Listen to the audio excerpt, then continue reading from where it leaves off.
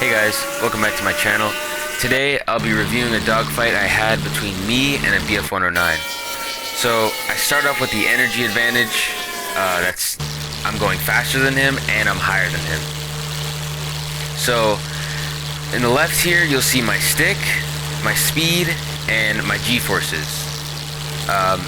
These are very important when dogfighting because if you pull too many G's, you'll enter what's called an accelerated stall, which is when you stall the aircraft and it goes into like a snap roll or it departs flight and goes into like a flat spin.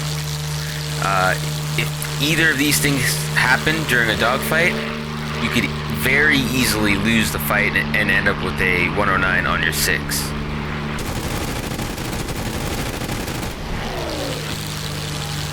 So the fight itself is very one-sided. I have way more energy than him.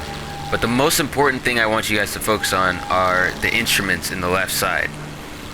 So at this altitude, at around 165 miles per hour, the most G's you can pull is about 2 G's.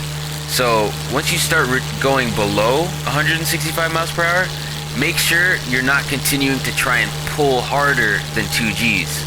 Look down at your G-force meter and make sure you're staying below 2 G's and you're not pulling any harder than that. Now, it's a good idea to go into like a free flight mission and just mess around with going into the vertical and looking at your G-force meter and your speed meter and seeing how many G's you can pull for every given airspeed. This will help you when you get into a dogfight. It'll help your muscle memory and you won't have to look down at the G-force meter over and over again or too much or for too long during a dogfight. So basically just don't pull too hard on the stick. If you need to pull harder on the stick, do it very slowly and very gradually. Just focus on applying a slightly more pressure on the stick.